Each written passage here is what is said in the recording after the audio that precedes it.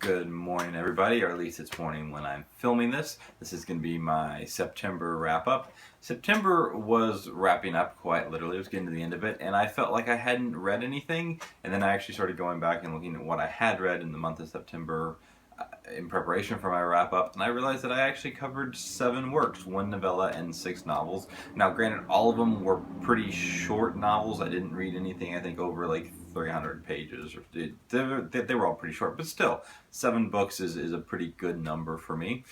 First thing that I read was Lightning and Thrones, or Thrones and Lightning, I can't remember the order, by P.T. Hylton. It was novella 3 in the Zane Holloway series, and it was pretty good. I have not read a lot of novellas. I think I've read 5 in my entire lifetime, and 3 of them have been the Zane Holloway series by P.T. Hylton. So I don't have a lot of experience, but novellas just always leave me wanting more. Like, I've never read a novella that actually left me fully satisfied, and maybe that's the point of novellas. I'm not for sure, but so I'm not giving these a super high rating. That's not necessarily a diss on their writing style. I do think they're pretty good. The content is pretty interesting. And this one, Zane and Lily actually cross the blue wall into the Elvish ghetto, which was pretty interesting. It also lays the foundation for the series going forward that I think could be really good, and I actually don't know what direction he's going to take it. Which, while it isn't impossible, most times when I'm reading through a series, I kind of know the route the story's going to take, and I have no clue on this one. So I would give that one like a 7.5 out of 10 stars. Pretty good, and it's 90 pages. It's a novella, so you can zip through it very quickly. I would highly recommend reading them if you've not read P.T. Hylton before. The second book that I read is Have Spacesuit, Will Travel by Robert Heinlein. I would just like to say I read this one pretty shortly after reading Armada, and I felt like Heinlein in this book was able to capture the essence and feel that Klein was trying to capture in Armada but failed horribly. So if you like the idea of Armada, I think you would probably really like this one. This one takes place in, it kind of has like the feel of the 50s or 60s, but it's in a 50s or 60s where we've kind of perfected space travel to an extent. Not like we're traveling all throughout the galaxy, but there is a lunar base. The main character, Kip, is a high school student who has dreams of going to the moon. However, he realizes he's not all that smart, so it's kind of a long shot, but that's still his goal, and he's working very hard towards that goal. He wants to go to college and study, I think, mechanical engineering. In this world, like, the top 1% in every profession have a chance to go to the moon because they send the best of the best. So his path that he's trying to take to the moon is to become an engineer and become one of the best ones at it and get to go to the moon, but he has really no idea how he's going to pay for college or if he's even smart enough to become that good of an engineer, when suddenly there's a soap company, like a bar of soap, that decides they're going to do a contest to see who can write their next, like, advertising jingle, and whoever does that, the grand prize will be a trip to the moon. So of course Kip dives wholeheartedly into this. Over the course of the summer he submits, I think, 5,000 different entries, and he doesn't win grand prize, but he does win first prize. And first prize is a spacesuit, which he names Oscar, and Oscar actually becomes one of the minor characters in the story, which I thought was very clever. It is a little bit odd to have an inanimate object be a character, and I don't think a lot of people could pull it off, but Heinlein does it very well and very effortlessly. Oscar just kind of is in the story. There's no questioning it. Kip gets this spacesuit and decides that he's going to get it in working order, even though he knows he's probably going to have to sell it in order to pay for college. So he gets it all in working order, and he decides that he's just going to go for a midnight stroll through a couple of fields before he has to sell Oscar, and he ends up being abducted by aliens, and the story goes from there. It's a very interesting story. You're introduced to Pee-wee, who is like a 7 or 8-year-old girl genius, who is very annoying, but in the same instance, likable, which again, Heinlein just pulls it off, it seems, effortlessly. I would consider this book pretty lighthearted, even though Kip's life is in danger for a decent percentage of the book. If this book had one weak point, it was that the main plot wasn't revealed until, like, I don't know, halfway or 2/3 through the novel.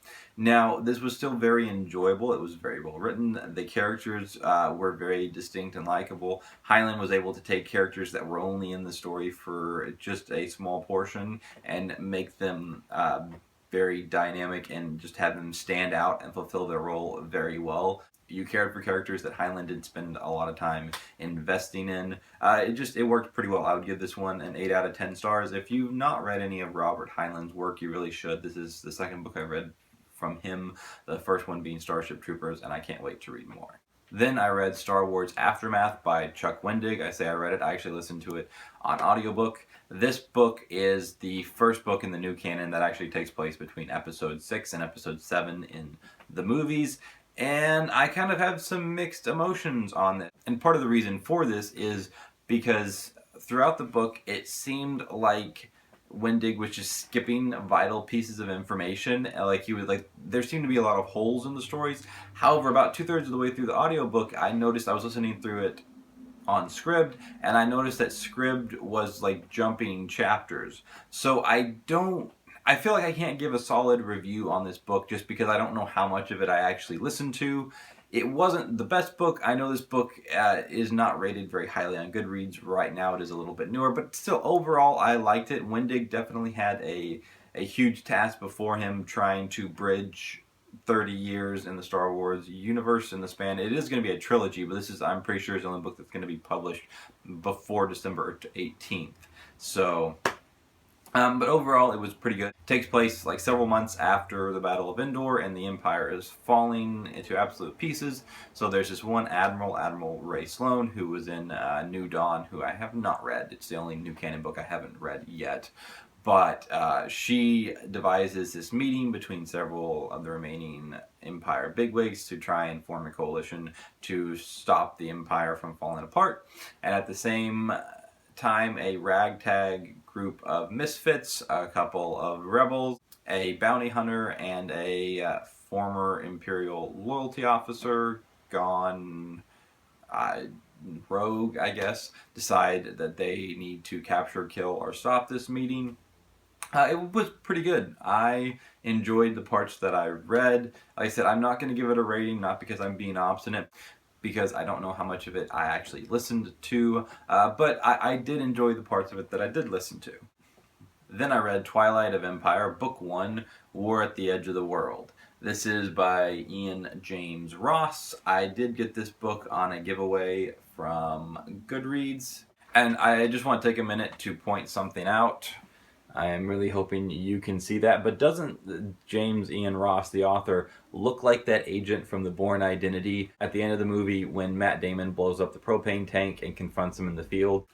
But anyways, this book is a historical fiction based on the Roman Empire in the late 3rd century. Follows Castus, who is a Roman soldier who gets promoted to centurion and then sent to the outskirts of Britain, and is sent on a diplomatic mission to try and keep a truce with the Briton tribes, the Picts, and it goes from there. I don't want to say I have mixed feelings. I don't have a lot of feelings about this book. Castus was a very predictable, like kind of your classic hero in the fact you don't understand his motivations. You kind of know what he's going to do before he does it. The minor characters were very much expendable, and most of them were expended.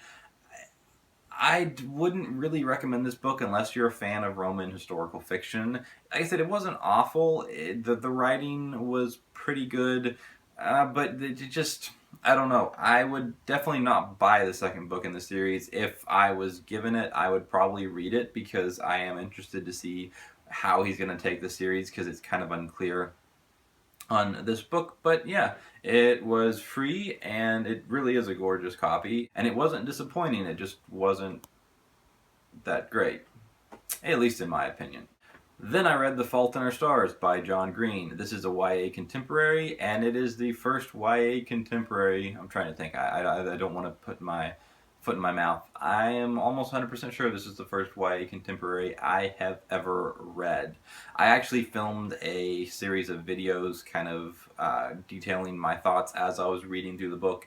The book follows Hazel, who's 16 and a cancer patient who has taken an experimental drug, and it's added some time. We don't know how much time. She meets this kid, Augustus, who is really a douchebag, a self-centered douchebag.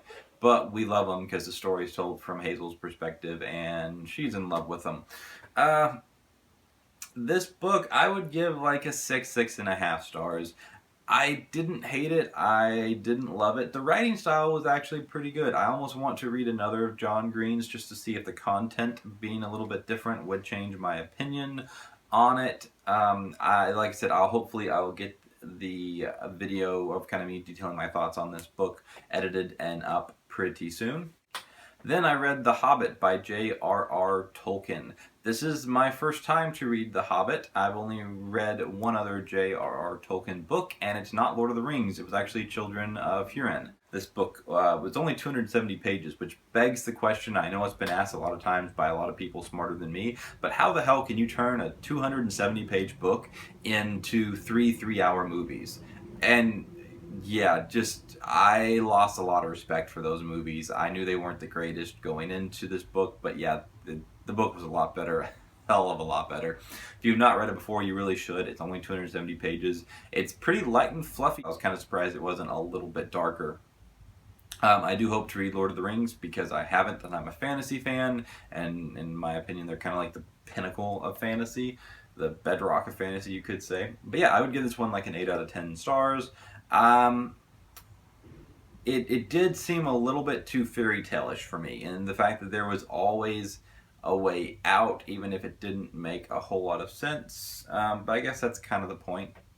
The last book that I read is The Wild Love of God by Chris Dupre. This is a non-fiction Christian book, and basically it's Chris Dupre's story. He grew up with an abusive dad and was saved, I think, when he was like 20 or so, and it's kind of his story around him being able to forgive and reconcile with his dad. It's only like 170 pages. It's real easy to read. The content is pretty good. Yeah, I don't think I'm going to give this one a rating either. It's someone's story, and I feel bad rating someone's story, but I did enjoy this book. Thought he brought up some good points and portrayed like well-known kind of pillars of Christianity with a little bit different of a light, which I enjoyed. Those were the 7 works. Going into October, I'm actually reading a book that Ted Dekker wrote with Tessa Lee. So I'm like a third of the way through that. After I get done with that, I am going to read some more like horror suspense stuff. I want to read Frankenstein by Mary Shelley, Salem's Lot by Stephen King, because I've yet to read any books by Stephen King. I also want to read Something Wicked This Way Comes by Ray Bradbury. I've heard this is a pretty spooky and creepy book, and it's Ray Bradbury, so I know it'll be excellently written. Even though I've actually only read one book by Ray Bradbury, I really need to remedy that pretty soon, which I will in the month of October. So thank you for watching. Feel free to comment. Let me know what you read in the month of September, plus what you're planning on reading in the month of October. I'm pretty sure I'll be able to read at least one more book than what I have planned, so I would love suggestions, especially if it's on kind of the creepy, spooky side. Also, feel free to like or subscribe if you're in the mood, and I will see y'all next time. Bye.